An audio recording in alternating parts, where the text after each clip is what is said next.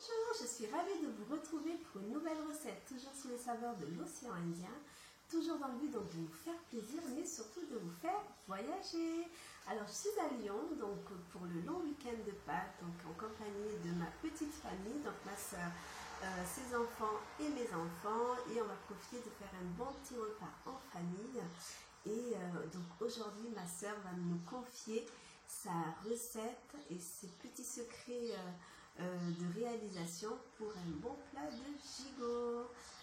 Alors nous allons aujourd'hui donc pour ce long week-end en famille préparer le super bon gigot donc de ma soeur, auquel elle a décidé aujourd'hui de nous transmettre sa recette et ses petits secrets d'épices pour pouvoir donc donner toute une saveur à ce gigot dont on salive déjà.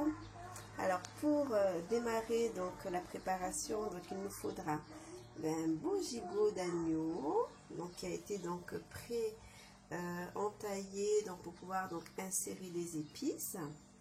Avec ça donc les épices que nous allons utiliser, donc nous avons alors toujours l'équivalent, on va dire pour que ça soit homogène, donc l'équivalent de 15 grammes de chaque épice. Donc nous avons le sel au milieu, donc de l'ail, alors du garam masala, alors c'est un mélange d'épices, alors on retrouve dedans donc du curry, de la cannelle, clou de girofle, du massalé et quelques coriandres il me semble, donc qui permet voilà de mélanger des saveurs hein, et ça permet de donner un goût supplémentaire hein, à notre gigot. Après, bon, du paprika, donc après vous pouvez remplacer le paprika par du piment, pour ceux qui aiment le piment. Voilà, et nous avons donc le gingembre, que nous avons déjà pilé. Et donc ça, c'est de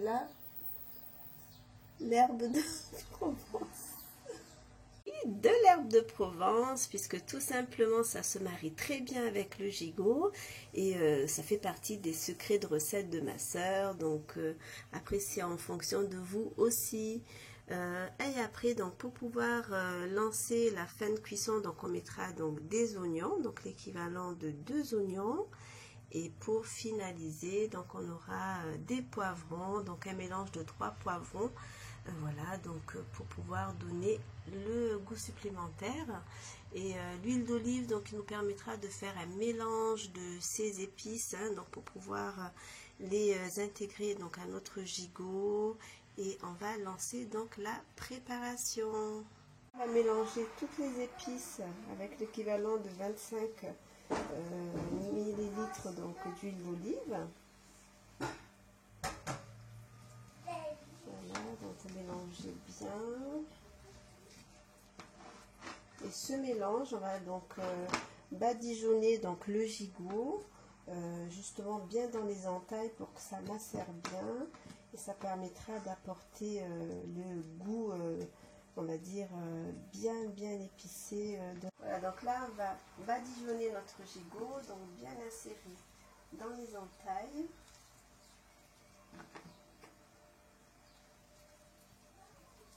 Le but c'est que vraiment il soit bien imprégné de toutes les épices. Il ne faut pas hésiter à mettre les mains. Hein.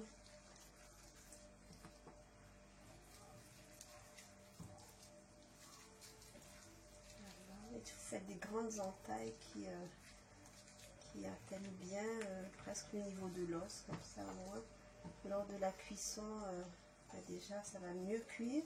Mais en plus, les épices vont pouvoir prendre vraiment toute leur saveur lors de la cuisson. Voilà, donc là on a bien badigeonné donc, le gigot avec toutes les épices. Et on va laisser reposer donc, pendant bien 1 heure pour que ça se macère bien et pour que le goût soit vraiment imprégné de... Après 1 heure de repos, donc on va mettre notre gigot au four. Et c'est parti pour 1h30 de cuisson, donc avec là, une vérification à chaque fois au niveau de la cuisson, on va un petit peu arroser et voilà, donc c'est parti. Voilà, le thermostat, on va dire au départ maximum 200 pour lancer vraiment la cuisson et après on baissera au fur et à mesure de dorer le gigot, hein, donc on est à 15 minutes de cuisson, donc c'est déjà presque doré.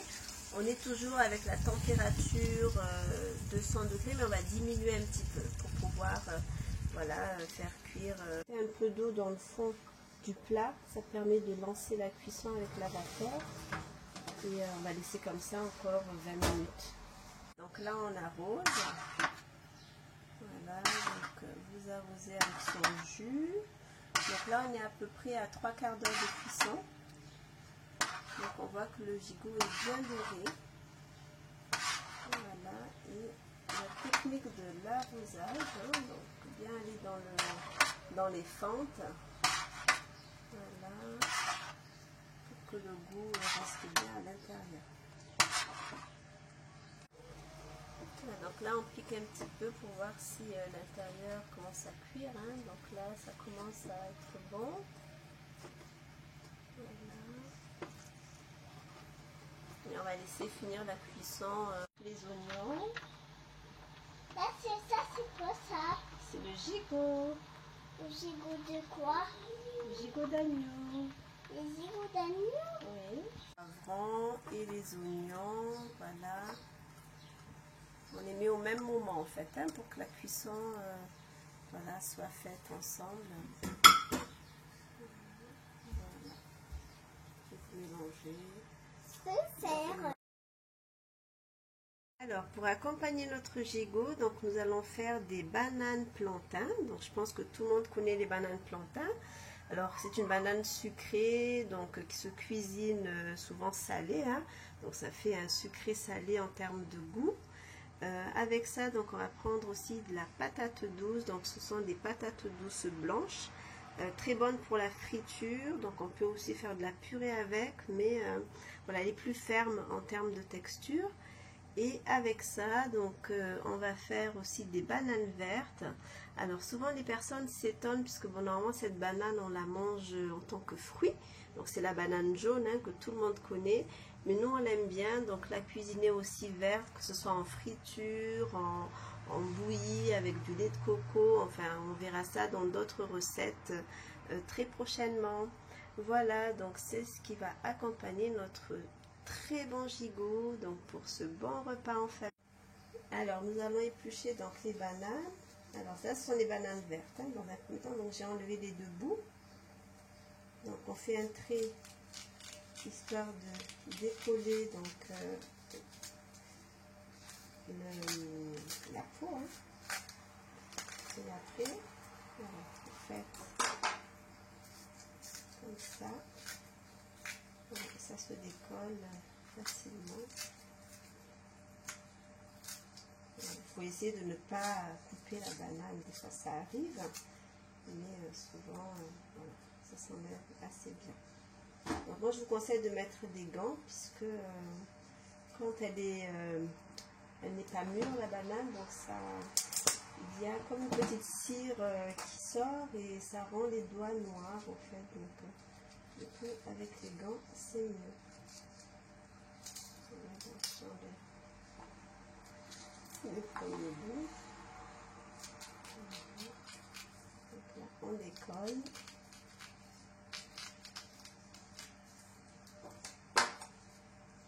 C'est pareil. Donc, hop,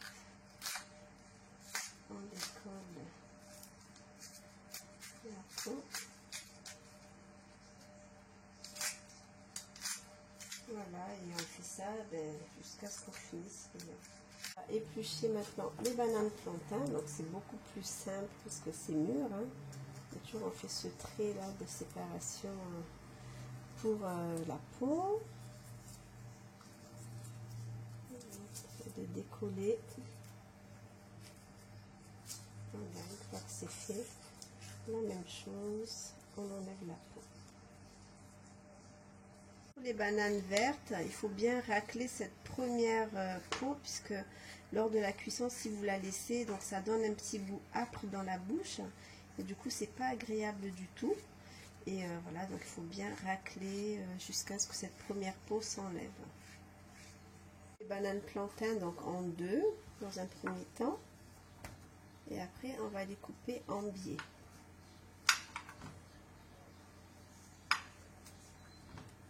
pas si vous voyez, donc voilà. Hop. Voilà, ça nous fait un résultat comme ça. Voilà, et vous refaites la même chose. On va donc éplucher les patates douces. Voilà, c'est comme une pomme de terre. Hein. On enlève la peau. Voilà, jusqu'à ce que vous ayez enlevé toute la peau. Et après, on va les découper. Fini avec les patates douces. Il faut mettre de la force, hein, c'est un peu... Il faut vraiment... Voilà. Donc, on va les couper en lamelles.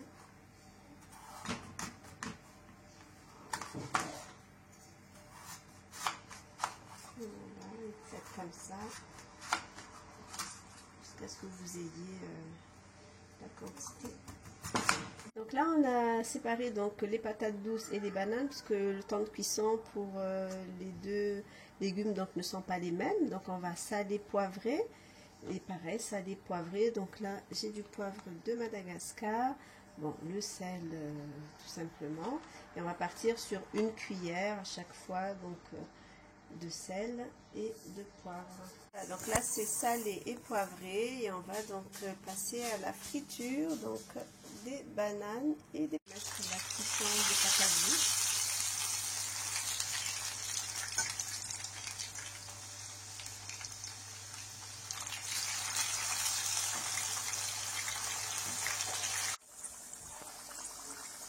Voilà, notre recette de gigot est terminée. Donc regardez comme c'est bien garni et bien doré. Donc nous allons accompagner ça donc de nos patates douces frites et également donc des bananes plantains et bananes vertes frites. Voilà, donc nous allons savourer ce délicieux plat. Donc n'hésitez pas, si cette vidéo vous a plu, donc de réaliser votre gigot donc en vous inspirant de cette recette. Et retrouvez donc cette recette sur la page Kesha Délices. Et n'oubliez pas de la liker et de la partager. Et de vous abonner si ce n'est pas encore fait. Je vous retrouve à très bientôt sous les saveurs de l'océan Indien. Bon appétit! Merci!